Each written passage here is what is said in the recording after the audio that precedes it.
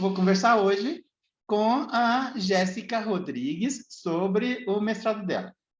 Jéssica, fala para mim, fala para a gente o pessoal que está assistindo aqui e ouvindo pelo podcast, qual foi o objeto da tua pesquisa no mestrado? Então, Deodato, no mestrado, meu objetivo foi analisar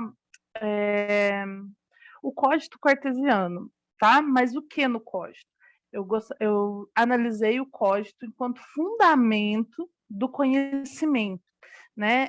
Minha questão, ela se constrói a partir de uma afirmação bastante pontual do Descartes sobre a necessidade de um fundamento primeiro para o conhecimento. Isso acontece numa obra do Descartes chamada Meditações Metafísicas, né?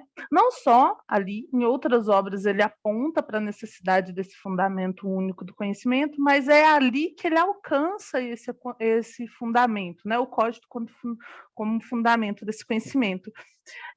E aí o Descartes atravessa, né, toda a primeira meditação desse conjunto de meditações na busca desse fundamento primeiro, e a minha questão era entender como se dava esse fundamento primeiro. E por que essa era uma questão para mim?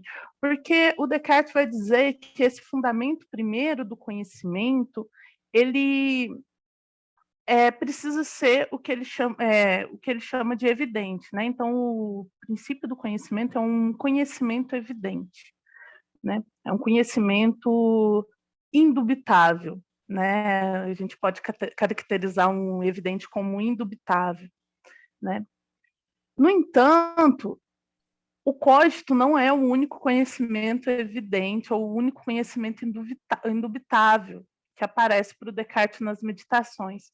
Você tem um conhecimento evidente anterior ao cogito, que é a matemática. A matemática, ela te dá um conhecimento evidente, né? E aí a minha questão é, qual é a necessidade do Descartes passar da matemática, enquanto conhecimento evidente, para o cogito, né? Então, por que ele precisa dar esse passo a mais? Por que a matemática não é suficiente como conhecimento evidente para fundamentar a busca pelo conhecimento? Por que eu preciso, então, dar esse passo a mais em busca do cogito? De um modo geral, é nesses termos que rodeava a minha investigação no mestrado, né, alguns anos atrás. Deixa eu te perguntar uma coisa. Lavras fica perto de Varginha. Você fez a graduação lá, deve ter ficado uns 4 anos. Foi em filosofia que você fez a graduação? Foi em filosofia. Eu fiz a filosofia em Lavras, na Universidade Federal de Lavras. Então você deve ter namorado um ET lá em Varginha? Não, de forma alguma. Eu tenho medo dessas aventuras exóticas assim. Fala um pouco sobre os graus da dúvida e a busca da certeza primeira no Descartes. Bom, então a gente está no terreno da primeira meditação, quando a gente fala da dúvida cartesiana, tá? Insisto, é uma dúvida metódica. A outra característica da dúvida cartesiana é que é uma dúvida radical, ela é hiperbólica, eu preciso dar conta de todo o objeto do conhecimento, ela precisa ser extremamente radical, né?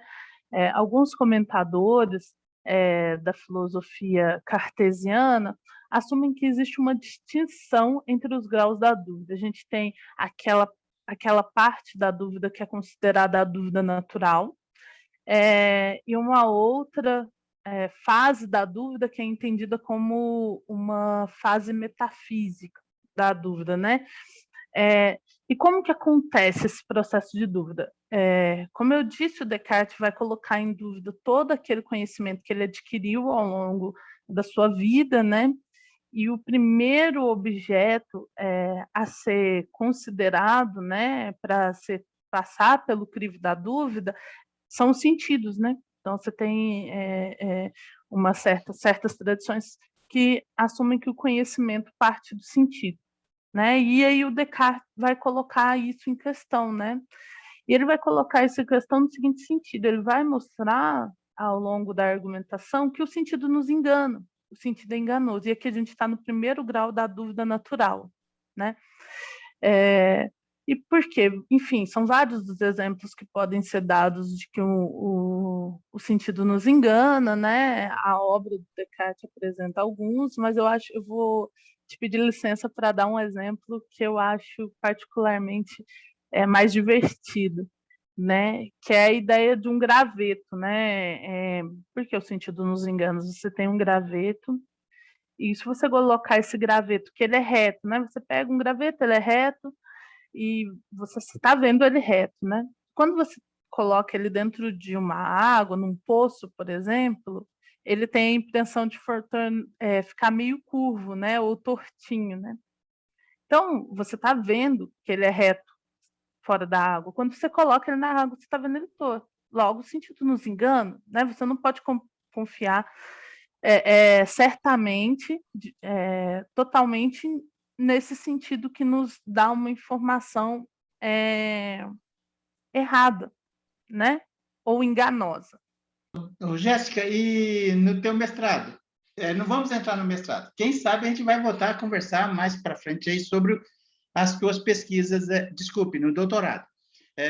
Mas qual é o objeto da tua pesquisa no doutorado? Só o objeto, não vamos entrar no mérito, não, senão a gente não, senão a gente Não não sai termina. daqui A gente hoje. não sai daqui hoje. Está muito agradável, mas a gente precisa fechar. Qual é? Ah, não vamos fechar, não. Eu vou esperar o segundo convite. Tá bom. Ele já está feito, tá bom? Tá joia, a gente tem muito o que conversar. O meu doutorado, eu trabalho uma obra, como eu já falei algumas vezes aqui, é uma obra que não foi publicada pelo Descartes, foi publicada póstumamente. É uma obra mais voltada à física, à análise dos fenômenos físicos, né? Então, o Descartes se propõe a entender a natureza da luz, do movimento, do fogo, enfim, dos elementos de um modo geral, a composição da Terra, né? Que é o Le Monde, né? A obra que eu trabalho. É uma obra de cunho um pouco mais científico, apesar de envolver também metafísica, envolver epistemologia. O Descartes ele sempre faz um intercâmbio desses temas em suas obras, né? Então, meu objeto eu me questiono qual que é a causa do movimento nessa obra, né? Como é que se deu a busca pelo fundamento primeiro do conhecimento? Bom, como que acontece a busca pelo conhecimento ali nas meditações metafísicas, né? O Descartes percebe que todo o conhecimento que ele adquiriu ao longo do tempo são pouco seguros, né? São conhecimentos que são duvidosos e, portanto, ele percebe que é necessário, e aí ele diz assim, é necessário pelo menos uma vez na vida colocar em dúvida tudo aquilo que ele adquiriu como sendo um conhecimento certo. Eu não ia te perguntar, mas eu vou perguntar. Você responde se você quiser. Pedra Negra, cidadezinha pequena, pescar, tomar uma cervejinha. Você tomou também uma cachaçinha e contou umas mentiras para os amigos lá? Ah, com certeza, né? Faz parte. Conversa de pescador, né? A gente tem que fazer uma mentirinha para criar um meio de campo, rir um pouco, distrair, matar o tempo. Aqui em Minas, essas são as melhores coisas a se fazer. Tomar cachaça e contar mentira. Jéssica, muito obrigado. A gente volta a conversar outras vezes, tá bom? Tá, Joia? Muito obrigado pelo convite. Foi um prazer enorme conversar com você. É sempre bom poder prosear com um mineiro, Deodato. Muito obrigado mesmo. Ok, um abração. Até.